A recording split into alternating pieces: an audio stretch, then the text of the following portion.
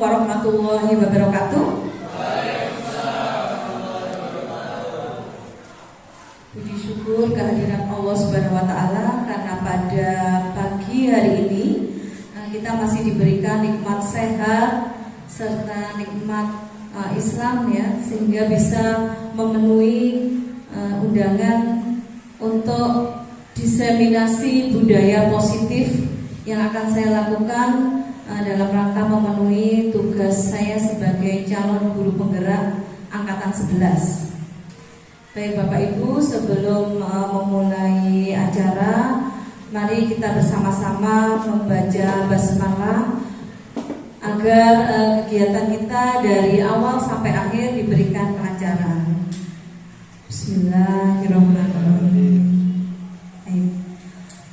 Bapak Ibu, di sini saya akan mendiseminasikan, yaitu tentang berbagi materi terkait dengan budaya positif yang sudah saya peroleh di dalam kegiatan saya sebagai calon guru penggerak, gitu ya Bapak Ibu. Nah, sebelum kita memasuki materi, supaya kita lebih fokus, mari kita melakukan ice breaking dulu, yaitu dengan bermain estafet kata. Okay. Temanya yaitu nama hewan.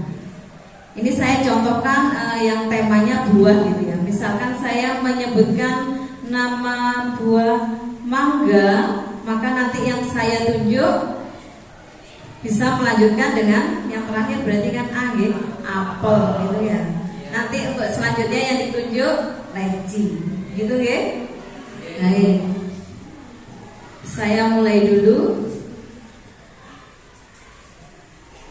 Ikan, monggo Bu.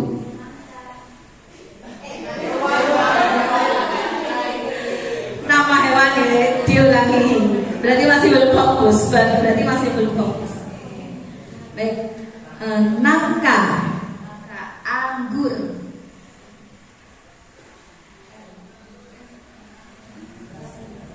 raspberry,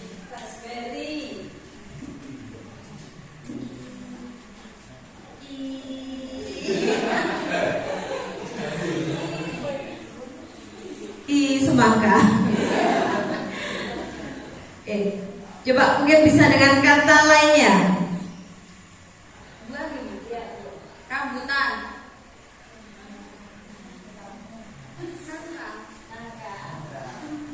Ya.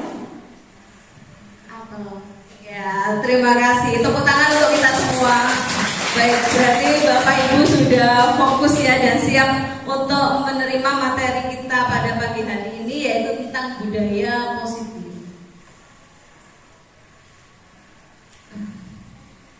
Ini ada pertanyaan pemantik Bapak Ibu. Bapak Ibu bisa menyampaikan dengan kata setuju atau tidak setuju. Yang pertama, hukuman dapat mendisiplinkan anak. Adakah yang punya pendapat Bapak Ibu? Setuju atau tidak setuju kah? Pak, monggo Pak. Untuk pernyataan hukuman dapat mendisiplinkan siswa, tentu saja sebagai seorang tenaga pengajar saya mengatakan itu setuju. Karena dasarnya ketika seorang peserta didik itu melakukan sebuah kesalahan, kita perlu untuk memberikan sebuah pemberitahuan. Mungkin pada awalnya kita bisa menggunakan berbagai macam cara yang halus ataupun menggunakan tindakan disipliner yang ringan, yaitu menulis ataupun menghafal sesuatu. Akan tapi jika sampai pada tahap yang sangat-sangat parah, baik itu seperti melakukan berbagai macam tindakan yang tidak baik dan juga ditambah, atau mungkin yang paling parah itu seperti menantang ataupun memukul guru, maka kan kita semua mengetahui ada juga anak-anak SMA yang seperti itu. Maka tidak bisa dipungkiri terkadang hukuman-hukuman yang berat, baik itu berupa pemukulan ataupun mungkin beberapa di lembaga itu mungkin ada yang seperti gundul ataupun dengan surat peringatan. Bahkan kalau saking parahnya bisa saja dikeluarkan saja anak tersebut dari sekolah, karena meskipun ada juga anggapan bahwa sekolah itu gagal dalam hal mendidik salah satunya, jika persoalan sendiri tidak bisa dididik, maka lebih baik dilepaskan saja kepada orang tua yang baik. Terima kasih. Baik, kita beri tepuk jempol dulu ya.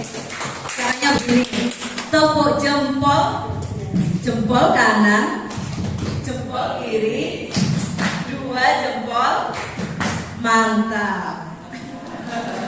Oke, baik, itu tadi menyatakan setuju gitu ya tentang hukuman. Mungkin ada Bapak Ibu yang punya pendapat lain. Apakah hukuman itu dapat mendisiplinkan anak? Mungkin ada yang punya pendapat lain. Setuju? Oke, baik. Nanti akan kita pelajari lebih mendalam setelah ini ya. Untuk pertanyaan pemantik yang kedua, pemberian hukuman dengan hal positif seperti membaca atau membersihkan halaman sekolah dapat meningkatkan disiplin anak. Apakah bisa seperti itu Bapak Ibu?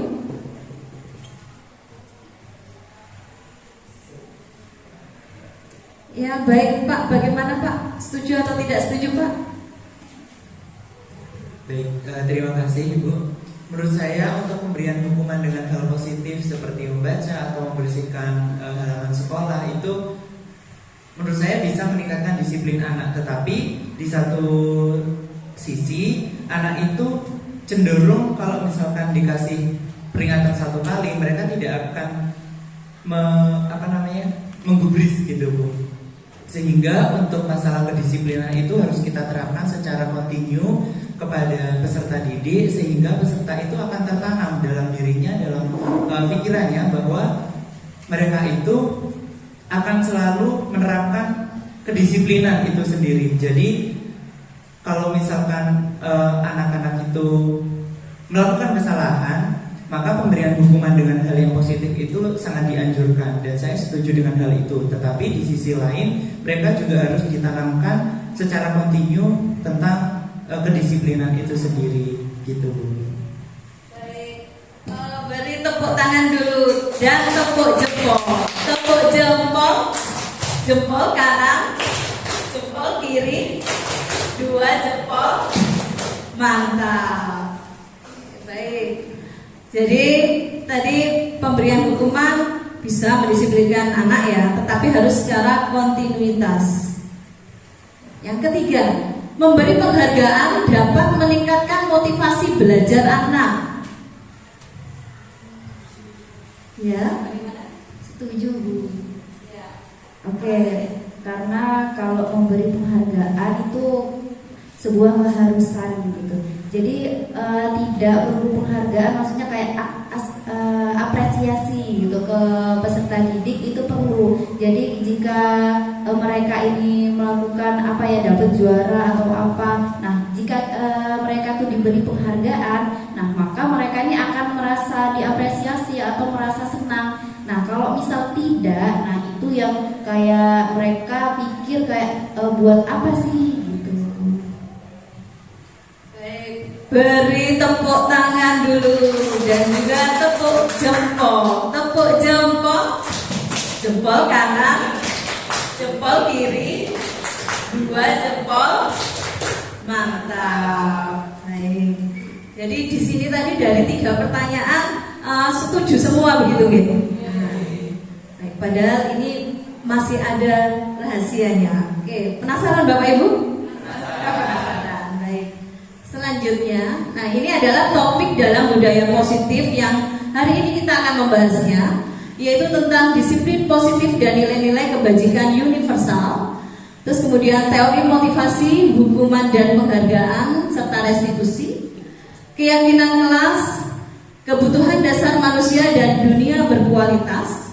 Terus yang kelima ada restitusi dengan 5 posisi kontrol, dan yang keenam adalah restitusi dengan segitiga restitusi.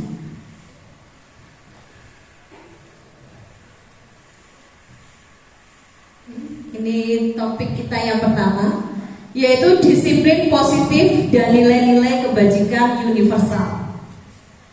Jika melihat dari kata-kata ini, apa yang terbayang tentang disiplin positif? Apakah disiplin yang dengan menghukum begitu? Ataukah disiplin dengan memberikan semacam kayak kekerasan?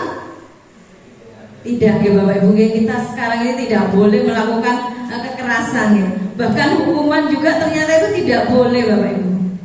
Nah seperti itu. Kalau nilai-nilai kebajikan universal, nilai-nilai kebajikan yang universal, moral, universal berarti sifatnya bagaimana Bapak Ibu? Ya umum, menyeluruh, dan di setiap tempat mengakuinya, begitu ya. Baik. Nah, ini perubahan paradigma kita Bapak Ibu. Ini ada kegiatan kepalan tangan. Bapak Ibu bisa berpasangan dengan teman di kanan kirinya. Sobeklah secari kertas kecil. Anggap sudah ada kertas ya.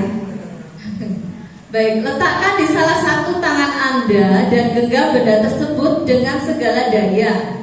Jadi yang sebelah kiri itu yang A ya, yang sebelah kanan itu berperan sebagai teman B. Ya. Teman B akan mencoba dengan sekuat tenaga. Berarti yang teman kanan ya, yang teman di sebelah kanan akan mencoba sekuat tenaga membuka kepala tangan A. Bisa dengan cara membujuk, merayu, monggo bisa dipraktekkan, menyuap, apa saja supaya bisa membuka tangan Anda. Bagaimana, apa yang terjadi? Apakah teman di sebelah Bapak Ibu mau dengan rayuan, suapan, hukuman gitu, ancaman? Nggak mau. Kalau yang secara paksa bagaimana? Kecenderungannya bagaimana kalau secara paksa? Ia malah menolak. Tetapi kalau dengan rayuan, dengan yang baik-baik, akan bagaimana? Luluh akhirnya. Terus kemudian membuka kepala tangan kita. Nah, inilah yang bisa kita terapkan Bapak Ibu untuk saat ini di peserta didik kita. Jadi untuk semacam hukuman seperti itu sudah tidak zamannya lagi untuk saat ini. Karena kita akan terkena undang-undang itu Bapak Ibu ya. Nah, jadi harus memang kita hindari seperti itu. Baik, ini adalah perubahan paradigma teori kontrol atau teori pilihan, yaitu dalam ilusi kontrol. Yaitu ilusi guru bisa mengontrol murid, ilusi bahwa kritik dan membuat orang merasa bersalah dapat menguatkan karakter. Selanjutnya, ilusi bahwa semua penguatan positif, efektif, dan bermanfaat. Dan yang terakhir adalah ilusi bahwa orang dewasa memiliki hak untuk memaksa. Kan selama ini kita kadang berpikir seperti itu ya Bapak Ibu. Karena kita sudah lebih dewasa dari murid kita, maka kita seenaknya seperti memaksa gitu ya. Padahal itu tidak diperkenankan Bapak Ibu. Karena apa? Karena nantinya siswa itu hanya sebentar saja berubahnya. Kalau tidak ada Bapak Ibu, dia akan melanggar kembali. Begitu ya. Nah, sekarang bagaimana caranya? Nah, kita lihat selanjutnya. Nah, ini perubahan paradigma stimulus respon teori kontrol atau teori pilihan. Siapa sesungguhnya yang memiliki kontrol? Ini ada tabel stimulusnya. Terus kemudian ada teori kontrol atau pilihan. Kita lihat yang pertama. Kita mencoba mengubah orang agar berpandangan sama dengan kita. Apa bisa Bapak Ibu? Tidak. Maka teori kontrolnya, kita berusaha memahami pandangan orang lain tentang dunia. Jadi diarahkan dulu. Ya, jadi kalau misalkan ada siswa yang berbuat salah, kita arahkan dulu ke nilai-nilai kebajikan yang harusnya mereka yakini.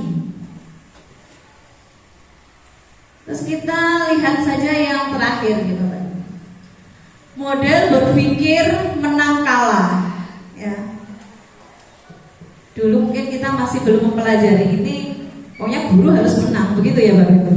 Ya. Siswa pokoknya harus salah. Nah, harus kalah. Nah, itu kita nggak bisa seperti itu. Tetapi bagaimana teori kontrol atau teori pilihannya? Yaitu model berpikir menang-menang ya. Jadi Bapak Ibu bisa menyadarkan murid untuk berbuat kebajikan ya, sesuai dengan nilai-nilai yang disepakati bersama begitu. Terus kemudian siswanya sendiri tumbuh kesadaran dari dalam diri, sehingga ini proses perubahan ke arah positifnya akan berlangsung dalam jangka panjang, tidak hanya saat itu saja. Nah, itu yang saat ini perlu kita selalu pelajari, kita terapkan ke peserta didik kita, begitu ya Bapak Ibu. Jadi memang harus dengan kesabaran supaya nanti sama-sama menang, begitu ya.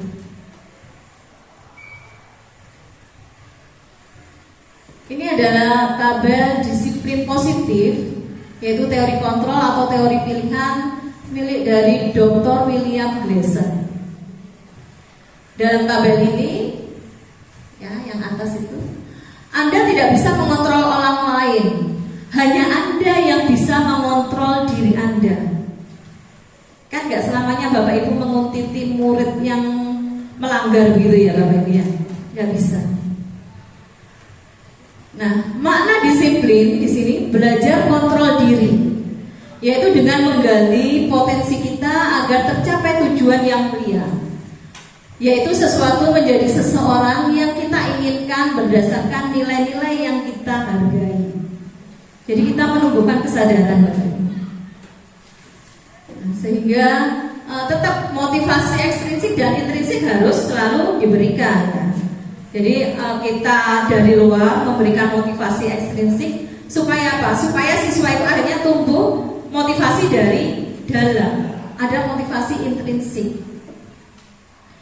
Nah, kalau motivasi intrinsik sudah muncul, maka semua perilaku di sini yang memiliki tujuan itu harus berdasarkan itu ya, teori motivasi.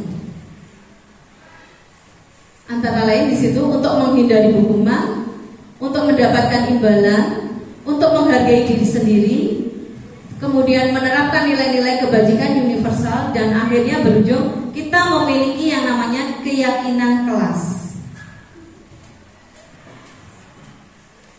Model berpikir menang-menang, kolaborasi dan konsensus menciptakan pilihan-pilihan baru. Di situ ada 5 posisi kontrol, Bapak Ibu.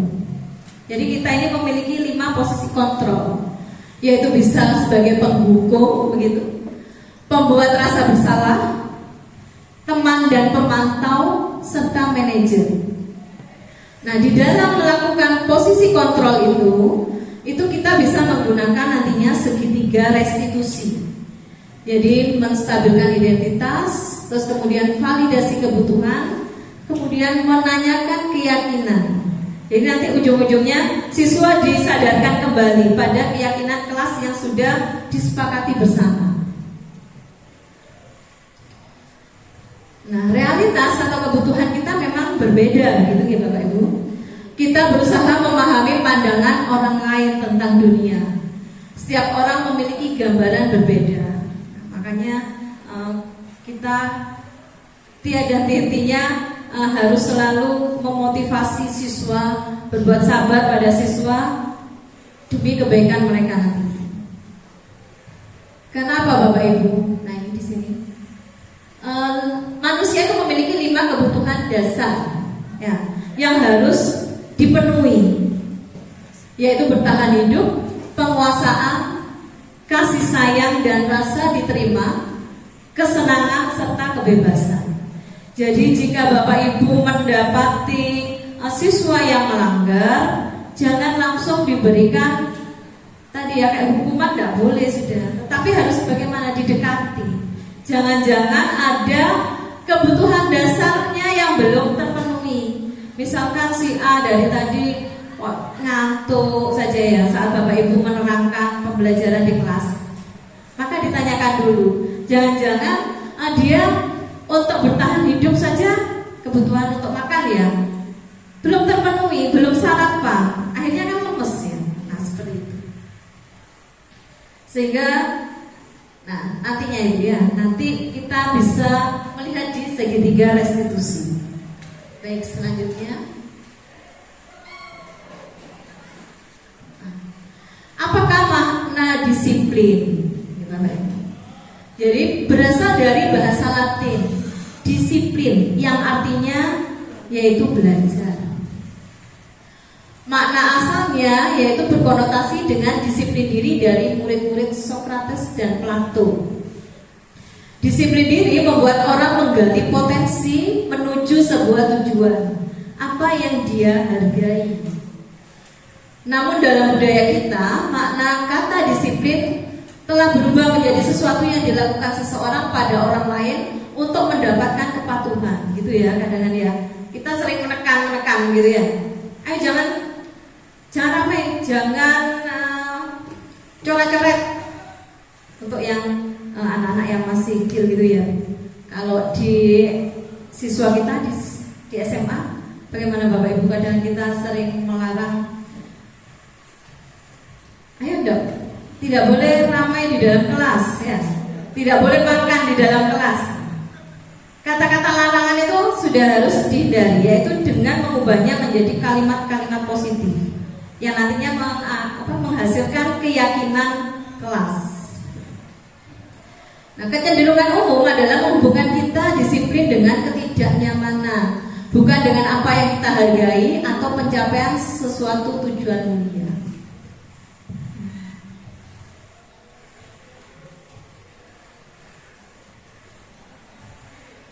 Nah, ini adalah nilai-nilai kebajikan universal.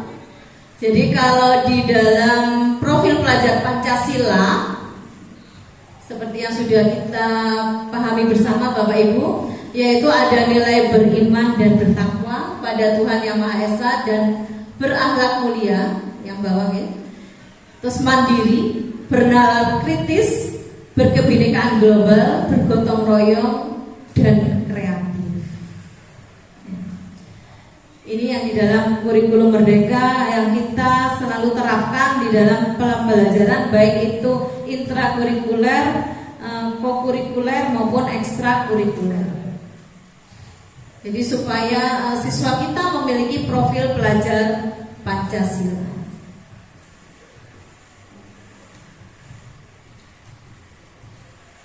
Ini adalah yang kedua Bapak Ibu, yaitu tentang teori motivasi, hukuman, dan penghargaan serta restitusi. Jadi mungkin tadi yang di pemantik awal ya, bagaimana apakah hukuman itu bisa mendisiplinkan siswa, setuju gitu ya, setuju kan ya?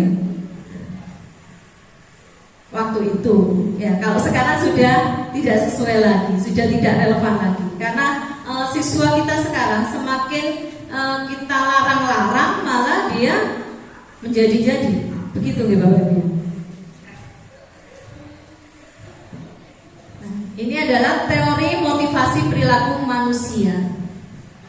Yang pertama, untuk menghindari ketidaknyamanan atau hukuman. Ini adalah motivasi dari eksternal. Biasanya dimunculkan dengan pertanyaan, apa yang akan terjadi apabila saya tidak melakukannya? Terus yang kedua, yaitu untuk mendapatkan imbalan dari orang lain atau institusi. Biasanya memunculkan pertanyaan, apa yang akan saya dapatkan apabila saya melakukannya? Seperti itu, belajar dengan rajin supaya nanti mendapatkan uang jajan lebih dari orang tua ya, atau bisa mendapatkan nilai yang bagus dari Bapak Ibu guru. Iya, saat itu saja ya. Tetapi kita tidak bisa mengontrolnya di kehidupan anak-anak setelah pulang dari sekolah, kan gitu. Terus yang ketiga yaitu untuk menghargai diri sendiri. Nah ini Ini Bapak Ibu yang perlu kita tekankan kepada peserta didik kita, yaitu mewujudkan motivasi dari dalam, motivasi internal. Supaya apa? Karena nanti tujuannya adalah mencapai disiplin positif. Biasanya dimunculkan dengan pertanyaan, saya akan menjadi orang yang seperti apa bila saya melakukannya. Jadi jika siswa tersebut misalkan kurang disiplin di kelas, ramai sendiri, mengganggu temannya, usil begitu. Nah, Bapak Ibu bisa mengingatkan kembali akan nilai-nilai kebajikan yang sudah diterapkan dalam keyakinan kelas. Kamu ingin menjadi seperti apa, nak? Seperti itu.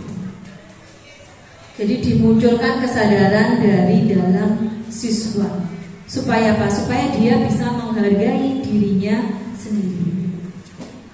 Kamu kalau rame terus, bagaimana? Apakah bisa menyimak semua pelajaran yang Bapak Ibu guru berikan? Pastinya anak akan tergerak untuk menjawab tidak, kan begitu kan ya? Nah ini merdeka menurut Ki Hajar Dewantoro. Merdeka itu artinya tidak hanya terlepas dari perintah, akan tetapi juga cakap buat memerintah diri sendiri. Nah ini yang terpenting. Jadi ada motivasi internal dari dalam.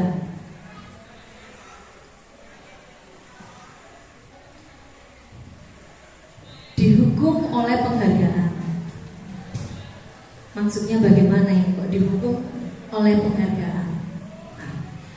Yaitu bahwa penghargaan berlaku sama dengan hukuman ternyata Bapak Ibu. Dalam arti meminta atau membujuk seseorang melakukan sesuatu untuk memenuhi suatu tujuan tertentu dari orang yang meminta atau membujuk. Jadi tadi Bapak Ibu kan memaksa teman ya, merayu-rayu begitu ya. Dorongan eksternal dan akan ada faktor ketergantungan. Jadi kalau kita memberikan penghargaan malah ada faktor ketergantungan. Kalau tidak diberi penghargaan, dia tidak akan berbuat baik. Lantas bagaimana? Kan perlu juga Bu memberikan apresiasi ya, perlu ya. Tetapi jangan itu dijadikan apa ya, iming-iming gitu ya. Ayo kamu nanti kalau rajin nanti Ibu beri nilai yang baik. Itu hanya sifatnya temporer. Ya dia mungkin rajin mengerjakan tugas, tapi kan Bapak Ibu tidak tahu prosesnya dari mana. Menyontek kah? Ya.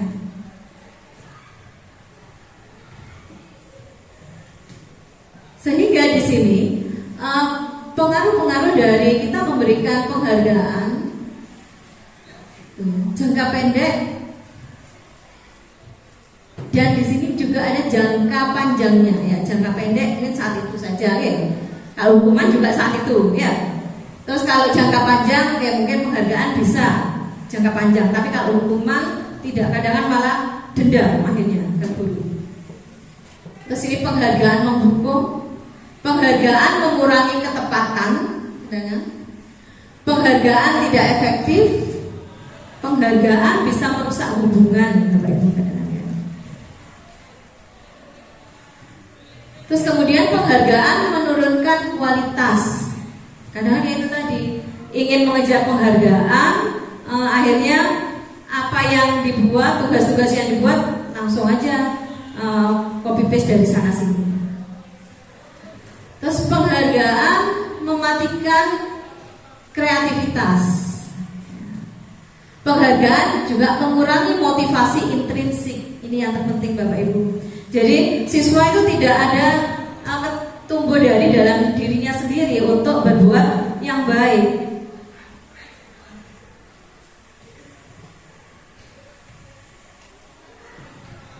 Bentuk program kebajikan atau apresiasi, ini ya yang tadi, apakah terus tidak perlu memberikan apresiasi? Perlu.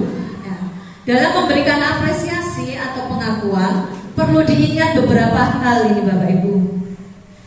Yang pertama yaitu beri pengakuan secara khusus. Beri pengakuan secara pribadi. Beri pengakuan kepada semua murid secara bergantian. Jadi jangan karena si A ini aktif jadi si A terus yang diberikan tepuk tangan, tepuk jempol gitu ya. Jangan. Tetapi harus bergantian. Beri kesempatan kepada peserta didik yang lainnya supaya tadi tidak muncul ini ya apa yang tadi ya.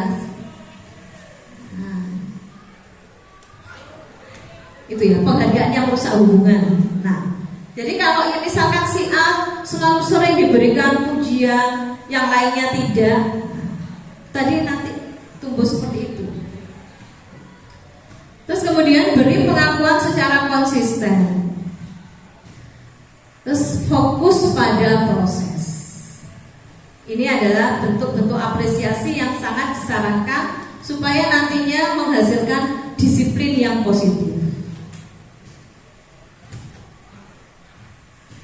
Selanjutnya, ini adalah contoh pengakuan atau apresiasi kebajikan.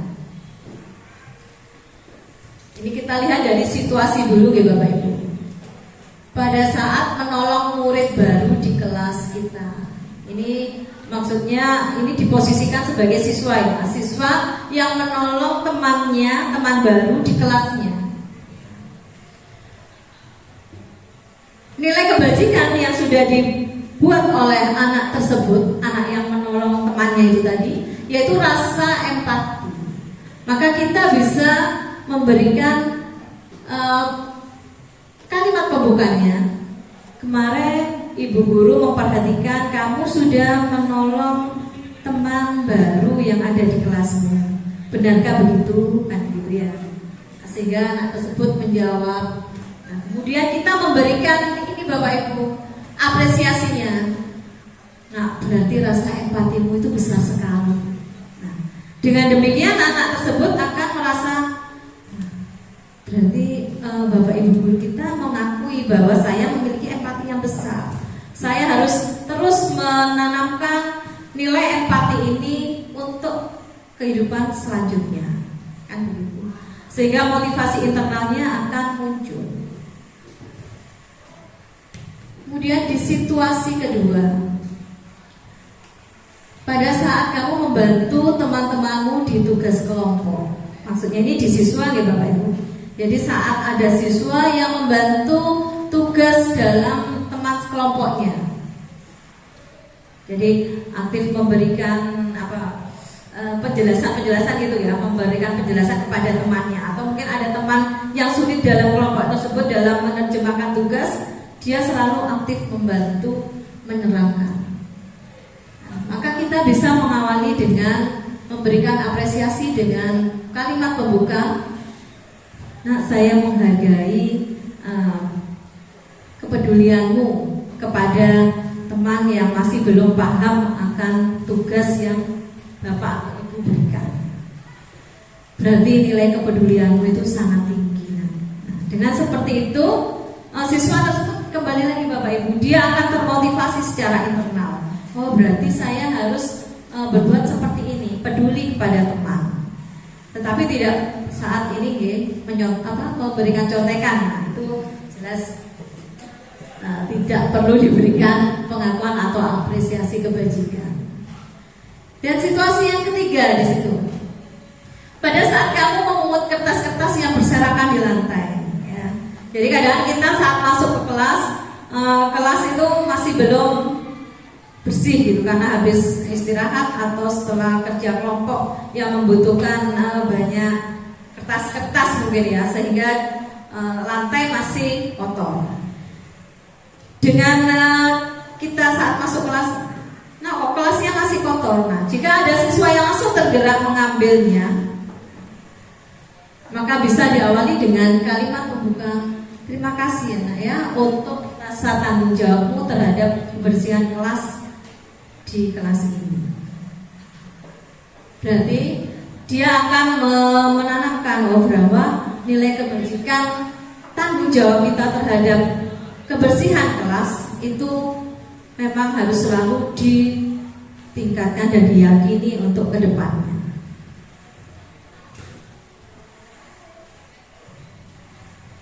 Nah ini Bapak Ibu, ini ada tugas ya yang harus kita pecahkan bersama ini tentang perbedaan hukuman dan konsekuensi. Jadi tadi di kalimat pemantik ya, apakah hukuman itu bisa mendisiplinkan? Nah, ini kita pelajari di sini Bapak Ibu. Tindakan yang pertama, ini tindakan dulu ya Bapak Ibu. Mencatat 100 kali di dalam buku dengan kalimat saya tidak akan terlambat lagi.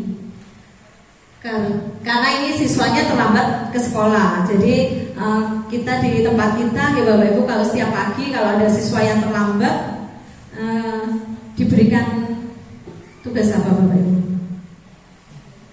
Menulis. Menulis astagfirullah. Baik. Nah ini masuk hukuman atau konsekuensi? Hukuman ya. Jadi hukuman itu sesuai tidak dengan keterlambatannya tadi Bapak Ibu? Ada korelasinya tidak? Ada hubungannya tidak? Tidak ya. Nah, itu tadi dengan menulis saya tidak akan terlambat lagi. Apakah terus nanti akan mengubah dia tidak terlambat? Ya, tidak. Mungkin ya hanya misalkan merubah pun hanya sedikit ya persentasenya. Bisa nanti bisa kembali kambuh gitu ya, terlambat lagi. Terus kemudian lari mengelilingi lapangan basket 2 kali karena terlambat hadir di sekolah. Hukuman atau konsekuensi? Hukuman. Murid diminta untuk push up 15 kali karena tidak menggunakan masker di sekolah. Ini saat pandemi ya, saat pandemi. Bagaimana ini? Hukuman atau konsekuensi? Hukuman. Menggantikan kertas tugas teman yang telah dicoret-coret. Konsekuensi. Baik, berarti Bapak Ibu sudah paham ya. Membersihkan tumpahan air di meja tulis karena tersenggol pada saat belajar.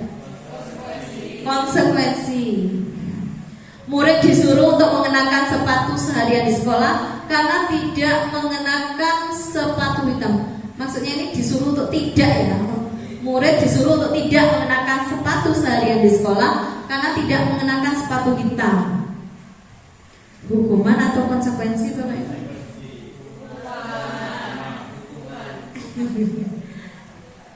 Ya.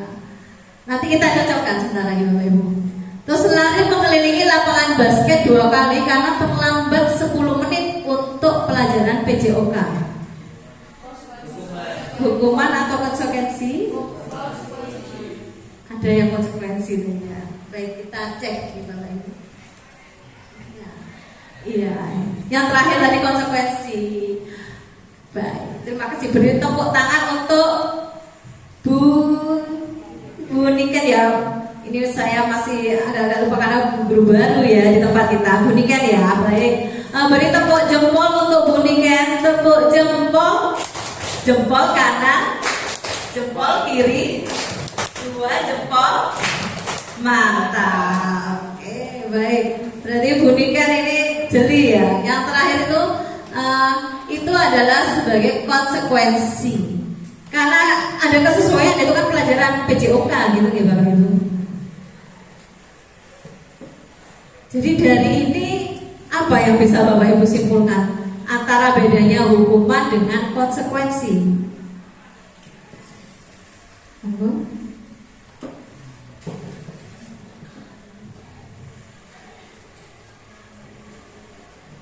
Bapak lagi? Monggo. Baik, menurut saya setelah mempelajari tentang hukuman dan konsekuensi ini terdapat perbedaan Bu di antara keduanya. Kalau misalkan hukuman itu akan merugikan satu pihak saja, gitu menurut saya. Dan kalau konsekuensi itu istilahnya seperti sebab akibat. Kayak misalkan menggantikan kertas tugas teman yang telah dicoret-coret, maka satu siswa itu kan mencoret-coret kertasnya siswa lain gitu Bu. Jadi mereka harus tanggung jawab gitu dengan menggantikan kertas yang baru seperti itu. Dan itu juga merupakan salah satu wujud tanggung jawab ya Bu. Dan profil pelajar Pancasila yang dicerminkan itu adalah sikap tanggung jawab mereka seperti itu. Baik. Beri tepuk tangan untuk Pak siapa Pak, lupa saya Pak, masih baru ya, Pak Reza. Dan tepuk jempol ya untuk Pak Reza. Tepuk jempol, jempol kanan, jempol kiri, 2 jempol. Mantap. Baik. Jadi sudah tepat yang disampaikan Bapak Rizal.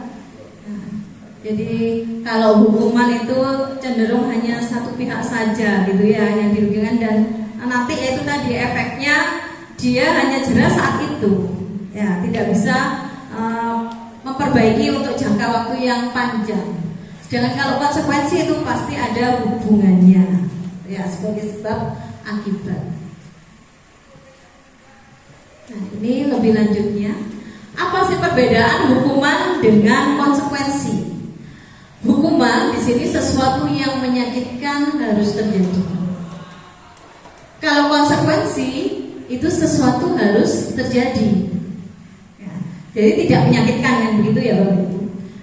Terus kemudian perbedaan kedua, hukuman membuat anak sakit, bisa fisik maupun hati. Ya, denda, mangkel ya, untuk jangka waktu yang lama. Sedangkan konsekuensi membuat anak merasa tidak nyaman dalam jangka waktu pendek. Ini sudah konsekuensi saya, maka dia tadi harus mengganti kertas yang sudah dicoret-coret. Tapi pastinya tidak akan denda, karena itu memang sudah konsekuensinya. Terus perbedaan yang ketiga, anak akan membenci kedisiplinan itu kalau hukuman. Sedangkan konsekuensi, anak akan menghargai disiplin.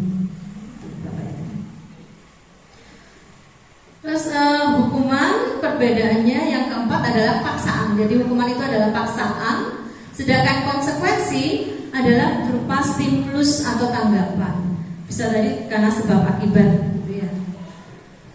Terus yang kelima, hukuman mendorong anak menyakiti diri sendiri.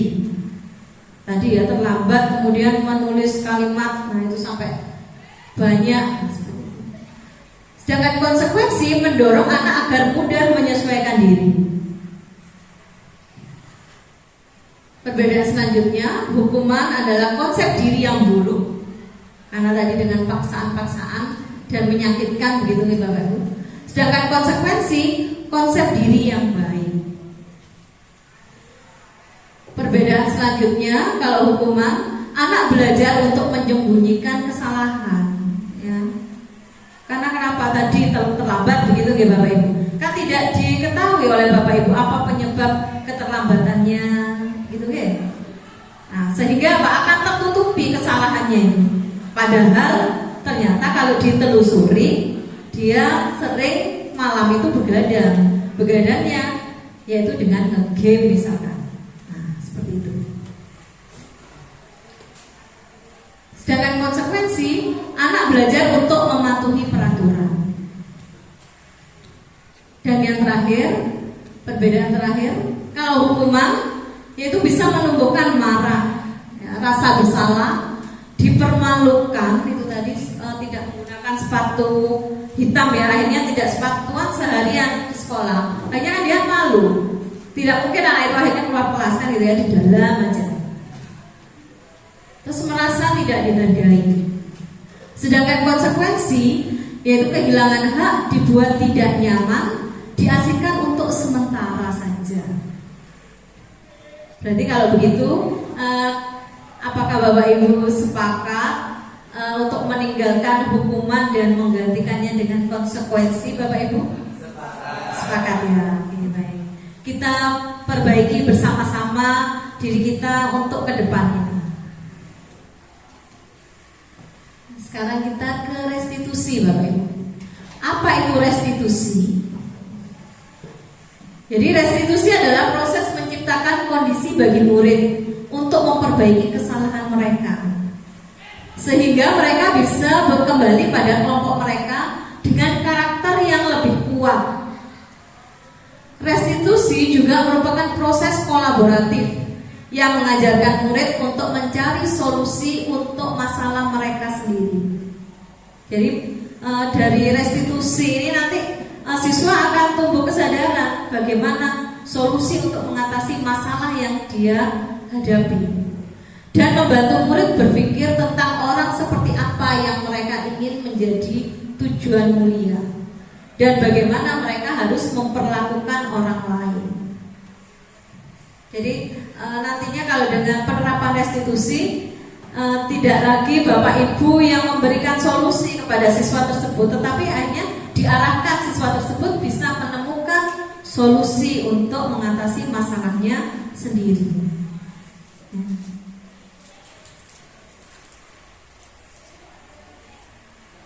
Nah, 9 ciri-ciri restitusi. Yang pertama yaitu bukan untuk menebus kesalahan, namun untuk belajar dari kesalahan. Jadi jangan sampai dia melakukan kesalahan berulang-ulang gitu. Terus kemudian memperbaiki hubungan. Terus merupakan tawaran. Jadi kalau misalkan Bapak Ibu menghadapi siswa gitu ya, dia masih kesulitan untuk menemukan solusinya, Bapak Ibu hanya memberikan tawaran-tawaran saja. Biar tidak terlambat, nak, kalau tidur ya jangan malam-malam, atau mungkin HP-nya, game-nya itu dikurangi, kan begitu ya Bapak Ibu. Tapi bukan paksaan, nggak boleh terus makanya jangan tidur malam-malam, nggak usah main game. Kalau nggak usah main game, berarti anak itu selamanya nggak boleh main game. Ya boleh lah ya, kan juga siswa butuh hiburan, begitu ya. Bapak Ibu juga butuh hiburan kan, juga nge-game juga kan. Tetapi harus tahu waktu. Terus kemudian restitusi menuntun untuk melihat ke dalam diri. Restitusi mencari kebutuhan dasar yang mendasari tindakan. Jadi mungkin karena dia begadang nge-game, karena ini kebutuhan akan kasih sayangnya kurang dari orang tua. Ya, bedanya kalau misalkan orang tua itu selalu memperhatikan gitu ya, diberikan nasihat, pasti dia tidak akan seperti itu. Nah, ini perlu kita gali dari siswa kita, Bapak Ibu. Restitusi diri adalah cara yang paling baik. Restitusi fokus pada karakter, bukan tindakan. Terus kemudian restitusi fokus pada solusi. Jadi memang tujuannya adalah menemukan solusi, di mana solusi itu nantinya ditemukan sendiri oleh siswa. Terus kemudian restitusi mengembalikan murid yang berbuat salah pada kelompoknya.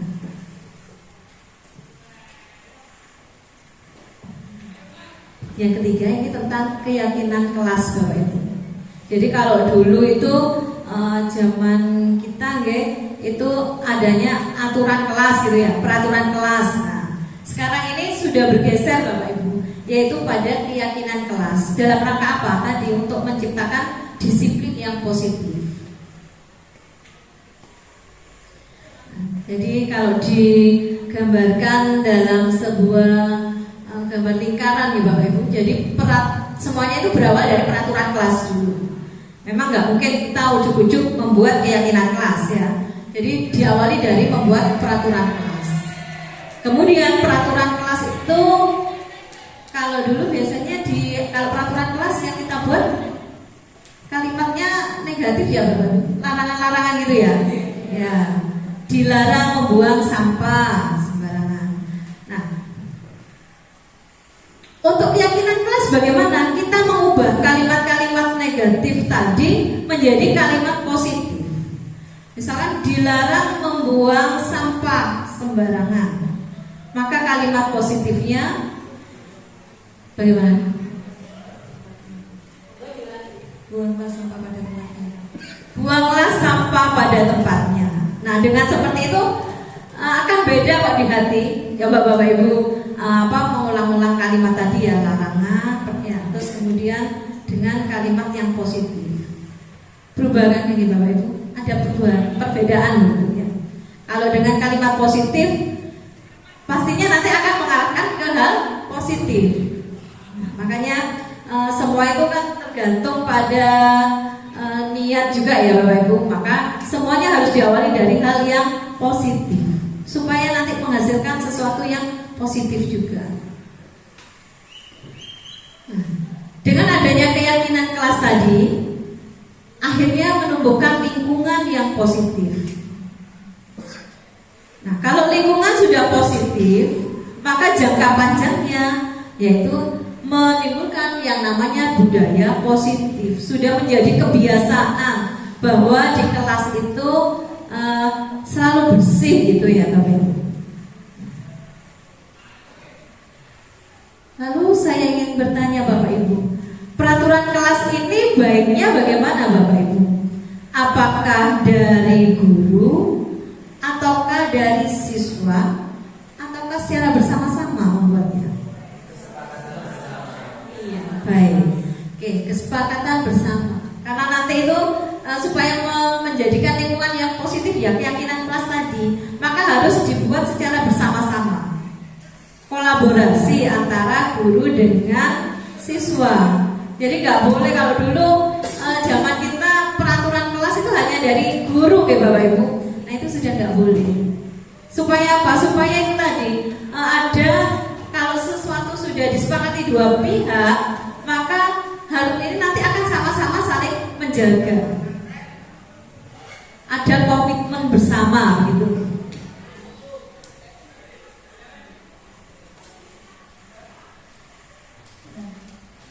Ini di sini Bapak Ibu, di sini ada kegiatan pendalaman keyakinan kelas Bapak Ibu. Ada berupa tabel T dan Y. Tabel Y itu yang ada di tengah ya Bapak Ibu. Tabel T-nya yang berada di sebelah kanan. Baik, itu keyakinan kelas tentang hormat Bapak Ibu. Yaitu kami meyakini bahwa sangat penting untuk menghormati semua orang dan barang milik orang lain. Ya. Jadi nggak boleh asal-asalan, maksudnya begitu terhadap barang yang bukan milik kita. Jika dibuat dalam tabel Y, keyakinan hormat tadi atau nilai kebajikan tentang hormat, nah itu bisa dilihat dari 3 hal, yaitu ada sesuatu yang terlihat, terdengar, dan berperilaku. Kalau dalam tabel Y, maka ada yang tampak seperti dan tidak tampak seperti. Ini untuk lebih jelasnya Bapak Ibu. Nah, nilai keyakinannya adalah hormat. Terlihatnya bagaimana? Yaitu berempati terhadap perasaan orang lain. Terus memegang barang milik orang lain hanya dengan izinnya. Jadi tadi kan ada saling menghargai pendapat dan juga terhadap barang ya Bapak Ibu. Terus mendengarkan dengan seksama. Ini berarti menghormati orang lain. Senantiasa berbuat baik dan berbagi. Itu yang terlihat. Maka yang terdengar seperti apa? Yaitu satu orang berbicara, yuk saya bantu, kita bisa selesaikan ini bersama. Sedangkan dalam berperilaku, tersenyum ramah, memberikan salam hormat dengan berjabat tangan, terus meletakkan tangan di dada dengan saling begitu ya Bapak Ibu. Terus memberikan ruang bekerja, terus postur tubuh yang tenang. Nah, jika Bapak Ibu melihat perilaku dari murid seperti ini Bapak Ibu, berarti dia memiliki nilai kebajikan hormat itu dipegangnya sangat tinggi begitu ya Bapak Ibu. Jadi kalau kita saat piket 5S begitu di depan, terus kemudian ada anak yang juga mengucapkan salam, itu kan berarti yang terdengar ya Bapak Ibu ya. Nah berarti anak ini memiliki nilai hormat yang tinggi. terus berperilakunya senyum. Kadang-kadang ada anak juga yang langsung lewat begitu saja tanpa ekspresi. Ada ya Bapak Ibu ya, kita sering jumpai juga. Nah, berarti dia itu masih kurang memiliki nilai hormat. Nah, tugas kita apa? Yaitu tadi kita menumbuhkan kembali supaya rasa hormat pada diri siswa kita ini muncul. Ya tentunya harus diawali dengan kita Bapak Ibu. Jadi kalau ada siswa datang, selamat pagi nak, assalamualaikum, bukan begitu ya? Seperti itu. Jadi kita juga harus memberikan contoh Bapak Ibu, teladan. Terus kalau di tabel Y, jadi kalau seseorang itu atau siswa kita memiliki nilai hormat yang tinggi, maka dia akan datang tepat waktu. Ya. Terus yang dan tidak tampak seperti sering hadir terlambat. Jadi kalau siswa tersebut sering hadir terlambat, maka dia nilai hormatnya ini kurang, kan begitu. Nah ini saat Bapak Ibu menjumpai siswa yang datang terlambat, nah ini mari ini menjadi tugas kita bersama supaya menumbuhkan rasa hormat pada siswa tersebut.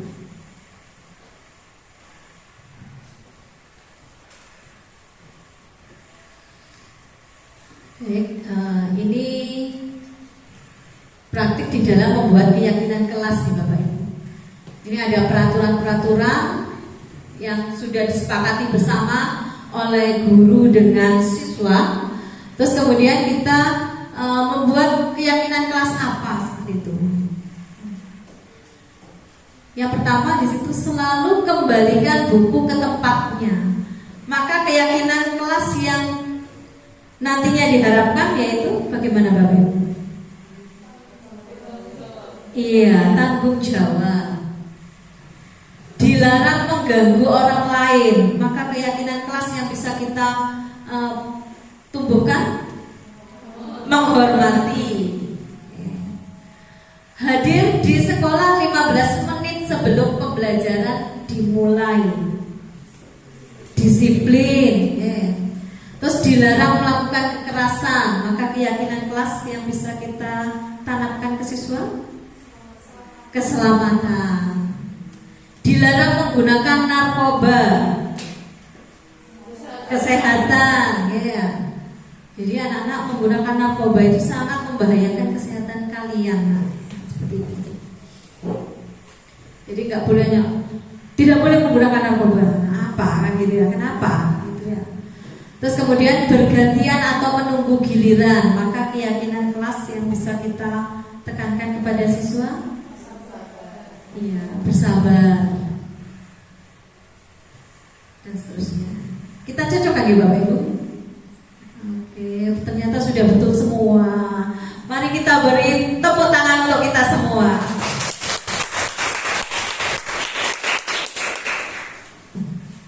Capek Bapak Ibu? Nah, mungkin Bapak Ibu bisa berdiri. Nah, gitu ya. Monggo silakan berdiri.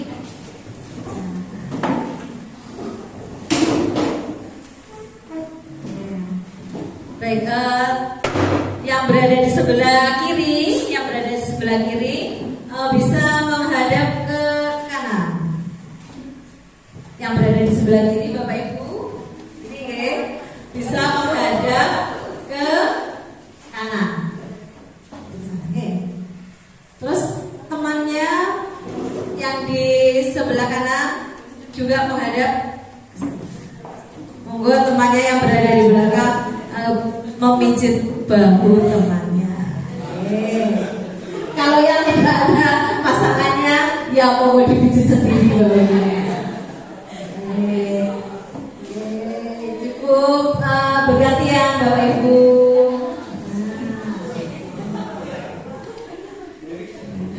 Baik, cukup. Terima kasih. Silakan duduk kembali. Semoga mengurangi ini ya rasa lelah. Baik, memang mencari ilmu harus berlelah-lelah Bapak Ibu. Tadi pembuatan keyakinan kelas sudah kita pelajari ya Bapak Ibu. Jadi harus berasal dari peraturan kelas. Peraturan kelas itu pun hasil kolaborasi dari guru dengan siswa.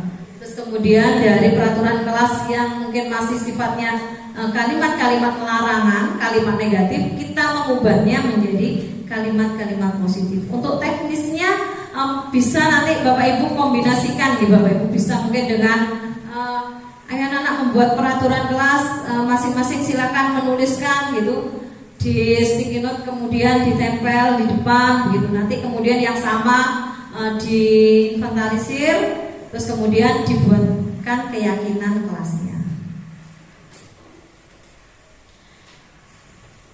Yang keempat, 2 di sini, yaitu kebutuhan dasar manusia dan dunia berkualitas. Ini seperti yang saya sampaikan tadi dan di tabel awal tadi ya. Kebutuhan dasar manusia ada 5 Bapak Ibu, yaitu untuk bertahan hidup, terus kemudian kasih sayang dan rasa diterima, penguasaan, kebebasan, dan kesenangan. Untuk kesenangan Bapak Ibu, ini kita perlu tahu bahwa kebutuhan dari murid itu juga ada kesenangan ya Bapak Ibu. Nah, maka di sini saya mengajak Bapak Ibu, mari kita buat kelas kita, pembelajaran kita itu yang menyenangkan. Itu ya Bapak Ibu. Jadi supaya apa? Supaya siswanya bersemangat, termotivasi untuk belajar. Terus ini adalah posisi kontrol Bapak Ibu. Jadi ada 5 posisi kontrol sebagai seorang guru, yaitu bisa sebagai penghukum dan pembuat rasa bersalah. Nah, di sini ini membuat siswa menjadi identitas yang gagal Bapak Ibu ternyata ya. Karena apa? Karena ini sifatnya kontrol dari luar. Dan kecenderungannya siswa nanti akan berusaha untuk bagaimana menghindari hukuman yang sesaat kan seperti itu ya Bapak Ibu. Nah, dan tidak berjangka waktu yang lama. Contohnya di situ kalau yang guru menghukum sebagai kontrol penghukum, dia sering menghardik Bapak Ibu, menunjuk-nunjuk, menyakiti, menyindir. Ini ternyata termasuk dalam penghukum. Mari kita introspeksi diri ya Bapak Ibu.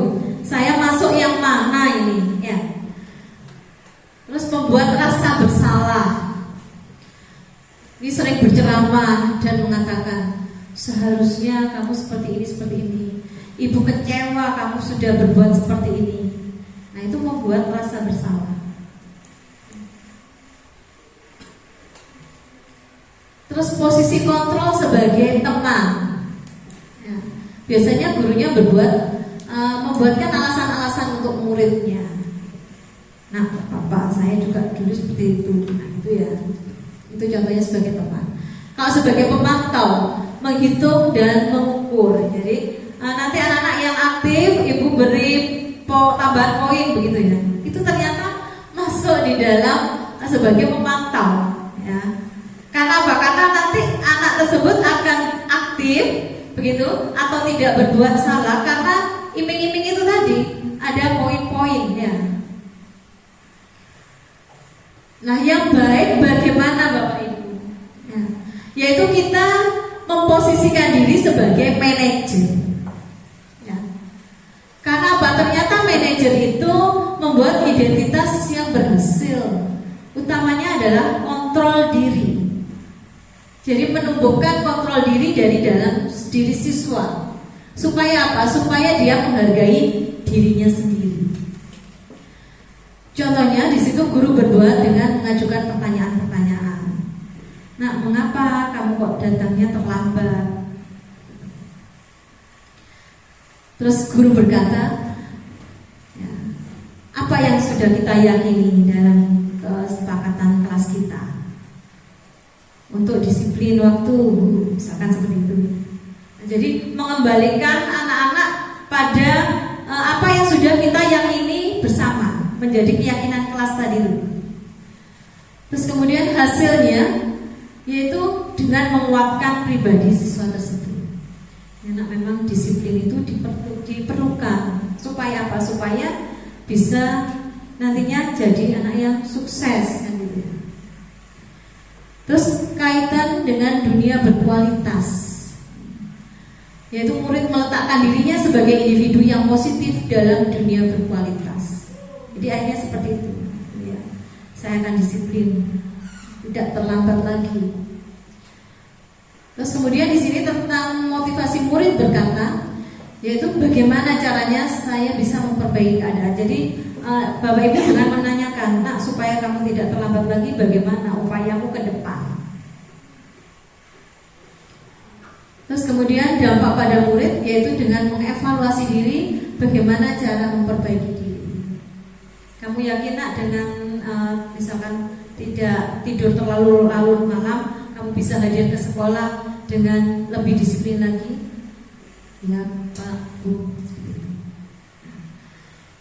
Jadi kalau kita simpulkan Bapak Ibu, dari 5 posisi kontrol ini, mana yang paling baik untuk menimbulkan disiplin positif? Harus sebagai apa Bapak Ibu? Harus memiliki posisi kontrol yang sebagai apa? Penghukum kan? Iya, sebagai manajer Bapak Rizal. Kembali kita berikan tepuk jempol ya untuk Pak Rizal. Tepuk jempol, jempol kanan, jempol kiri, 2 jempol, mantap. Oke. Monggo Bapak Ibu yang lainnya, kalau masih bingung silakan bertanya Bapak Ibu. Bagaimana, bisa dilanjut? Jadi dari 5 posisi kontrol ini, yang terbaik adalah sebagai manajer. Sekarang saya ingin tahu Bapak Ibu, dari hasil introspeksi tadi ya, tadi kan saya mengarahkan, mari kita introspeksi diri sebagai apa Bapak Ibu selama ini dominannya terhadap siswa. Adakah yang masih sebagai penghukum Bapak Ibu?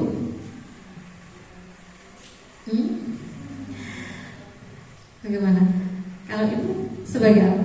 Saya membuat rasa bersalah. Membuat rasa bersalah, ya. Saya juga sama. Selama ini saya masih pada membuat rasa bersalah. Nah, kamu kenapa sih kok seperti itu? Ya kagak kasihan kah sama orang tua, nah itu ya. Nah, akhirnya dia malah tambah stres ya. Nah seperti itu. Tidak bisa menemukan solusi. Nah, ada yang sebagai selain tadi katanya sebagai pembuat rasa bersalah, saya juga seperti itu. Ibu sebagai apa? Pemantau. Sebagai pemantau, berarti yang nanti disiplin, begitu aktif, nilainya bagus gitu. Begitu kan? Kalau yang ini ya, anak yang tidak disiplin, bagaimana tuh? Tidak dapat tambahan nilai. Oke, tidak dapat tambahan nilai.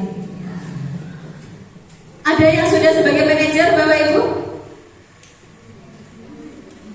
Belum? Baik, kita belajar bersama-sama ya. Dari ini nanti setelah kita peroleh ilmunya, mari kita bersama-sama menerapkan di kelas kita.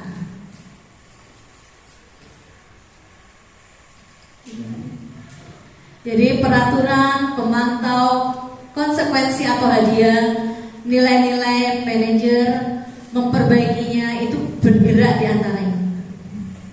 Ya. Nah, ini adalah yang segitiga restitusi. Ini Bapak Ibu. Jadi segitiga restitusi itu seperti ini Bapak Ibu. Yaitu diawali dengan jika ada siswa yang bermasalah begitu ya Bapak Ibu. Jika Bapak Ibu menemukan siswa yang bermasalah, maka harus awalnya dari menstabilkan identitas terlebih dahulu. Tenang nak, tidak hanya kamu saja yang pernah terlambat datang ke sekolah. Teman-teman yang lain juga ada yang pernah terlambat sekolah, gitu ya. Jadi menstabilkan dulu. Jadi supaya siswa itu tidak down dulu ya Bapak Ibu. Jadi distabilkan emosinya. Kalau siswa itu stabil, maka dia nanti akan bisa menjawab, bahkan menemukan solusi untuk dirinya sendiri dengan pikiran yang lebih jernih. Terus kemudian jangan lupa ini Bapak Ibu yang kedua, validasi kebutuhan. Mengapa kok sampai terlambat? Nah, rumah saya jauh, terus kemudian sepedanya hanya ada satu begitu ya, sehingga harus bergantian mengantarkan adik dulu baru mengantarkan. Kalau seperti ini nanti, nah di sini menanyakan tentang keyakinan ya, ditanyakan teman-teman, bagaimana keyakinan dalam kelas yang sudah kita sepakati atau di sekolah ini yang sudah disepakati, yaitu siswa harus hadir tepat waktu, kan begitu ya Bapak Ibu, harus disiplin waktu. Nah, sehingga Bapak Ibu juga bisa mengarahkan pertanyaan. Nah, apa tidak ada teman di sini yang rumahnya berdekatan misalkan? Oh ada. Nah, apakah kamu bisa? Kan bisa atau dikomunikasikan, misalkan seperti itu ya. Nanti bisa bareng dengan temanmu itu. Akhirnya ditumbuhkan seperti itu Bapak Ibu, sehingga nantinya dia akhirnya ya bisa Pak, saya nanti akan berkomunikasi dengan teman saya untuk nebeng lah istilahnya, sehingga bisa hadir ke sekolah tidak terlambat lagi. Jadi jangan langsung terburu-buru menghukum, begitu ya Bapak Ibu. Kuncinya di situ, jangan langsung keburu menghukum. Ini sudah saya terangkan ya Bapak Ibu tentang tahap yang pertama, ini menstabilkan identitas dulu. Jadi harus yang berbuat salah itu hal yang manusiawi kan gitu ya. Tidak ada manusia yang sempurna. Bapak Ibu juga pernah berbuat salah. Kita pasti bisa menyelesaikan permasalahan ini dan seterusnya. Tahap kedua, validasi kebutuhan. Guru berkata, berarti ini yang bisa kita lakukan. Nah, kamu bisa saja kan melakukan hal yang lebih buruk, tapi kamu tidak melakukannya kan? Nah, seperti itu. Jadi misalkan ada siswa terlambat, kan kamu bisa, nggak usah terus ke sini, langsung kemana kan begitu ya Bapak? Nah, seperti itu. Terus kamu pasti punya alasan mengapa melakukannya. Terus apa yang penting bagi kamu? Itu divalidasi dulu Bapak.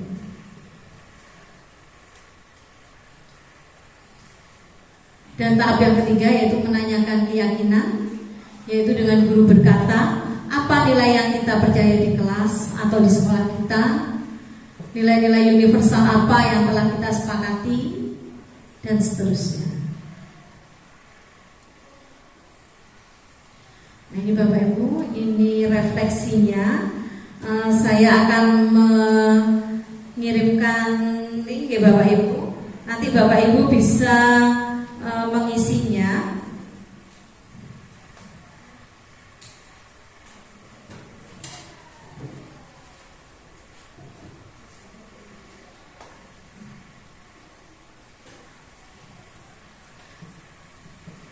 Saya akan kirimkan di grup.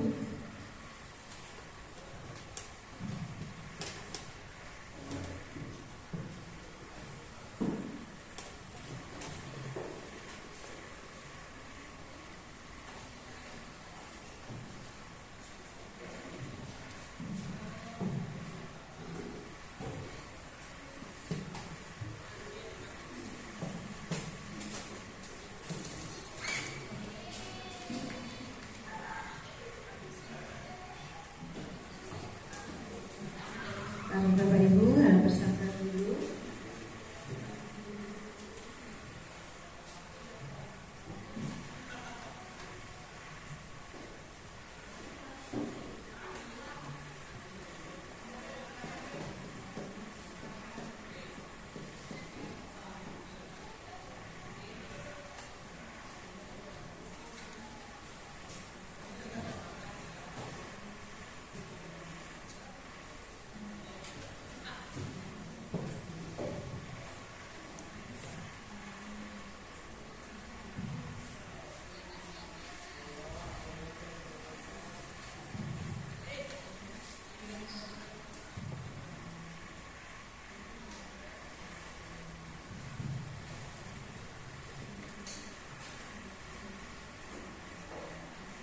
Sudah muncul Bapak Ibu?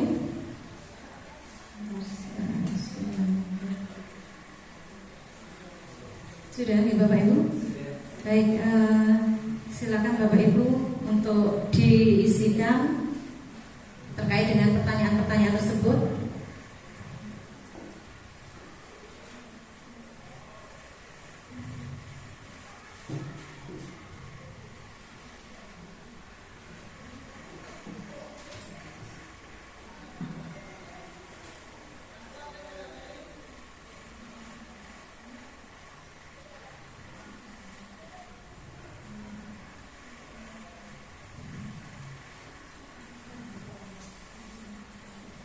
tentang refleksi diseminasi budaya positif.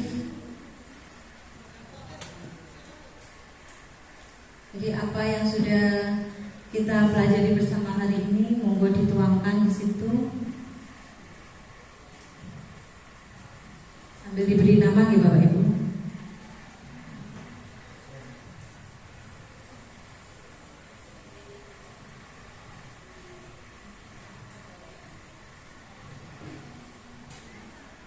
Bisa mengaksesnya semua Bapak Ibu? Bisa.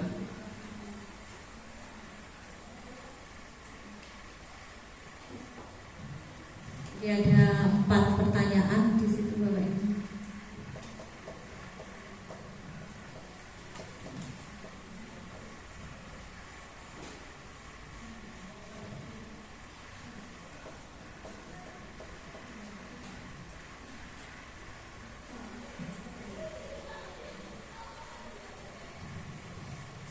Baik, ada yang sudah menulis. Hal baru apa yang mengubah paradigma saya yang saya dapatkan? Oke, tidak semua permasalahan yang dilakukan oleh peserta didik merupakan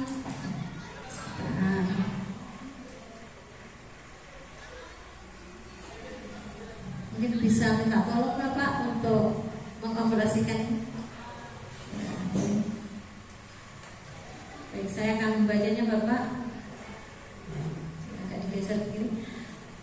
Tidak semua permasalahan yang dilakukan oleh peserta didik merupakan bentuk sebuah kenakalan. Bisa jadi dia memiliki permasalahan yang tidak bisa diceritakan sehingga membuat dia terpaksa berbuat hal tersebut. Jadi sebagai guru maka harus menanyakan dulu ya Bapak Ibu ya. Itu kan maksudnya ya.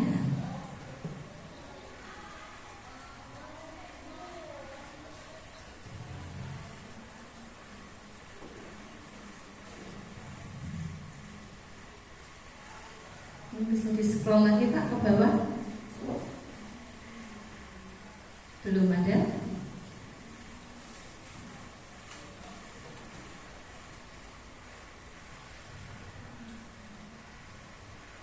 Baik, untuk mempersingkat waktu sambil nanti Bapak Ibu tetap menuliskan refleksinya, mungkin bisa secara lisan.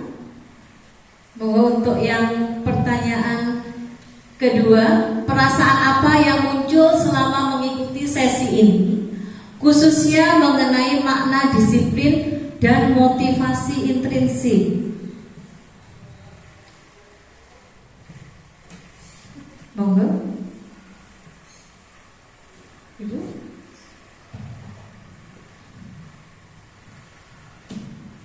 Baik, terima kasih.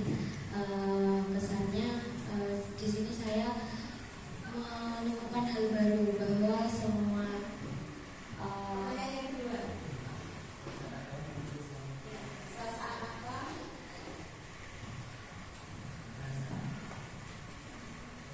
perasaan apa yang muncul mengikuti sesi ini, khususnya mengenai makna disiplin dan motivasi intrinsik. Nah, perasaannya itu saya bisa menemukan hal baru yang membuat saya belajar apa itu makna disiplin dan motivasi intrinsik yang tepat untuk digunakan tenaga pengajar seperti kita. Baik, terima kasih. Untuk pertanyaan yang ketiga, siapa yang akan mewakili Bapak Ibu? Mari Bapak Ibu menuliskan refleksinya. Peran Among seperti apakah yang saya telah lakukan selama mengikuti diseminasi ini? Peran yang seperti apa? Mari. Monggo Bu Dewi.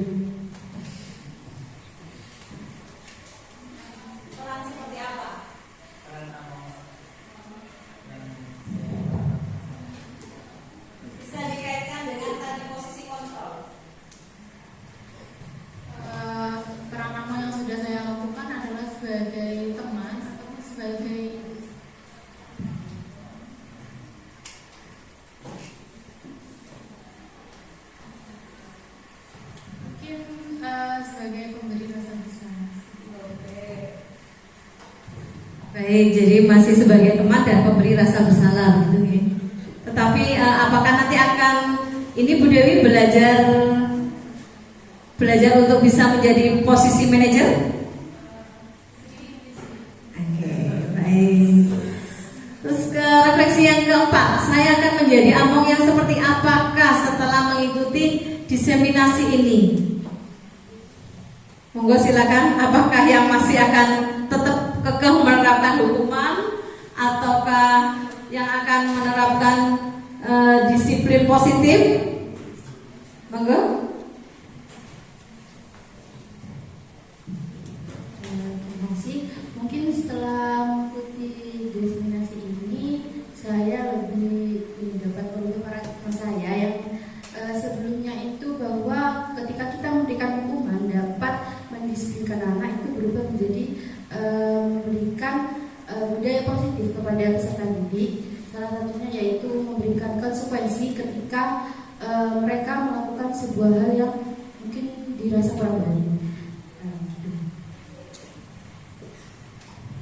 Bapak Ibu, berarti semuanya sudah bisa menyerap apa yang sudah kita pelajari hari ini. Baik, refleksinya tetap saya tunggu. Mari untuk mengakhiri sesi ini kita bersama-sama mengucapkan alhamdulillah. Baik, terima kasih Bapak Ibu atas perhatiannya, sudah menyimak materi dan sudah aktif selama sesi penyampaian diseminasi tentang budaya positif. Terima kasih atas perhatiannya. Saya akhiri dan mohon maaf jika ada salah kata. Wassalamualaikum warahmatullahi wabarakatuh.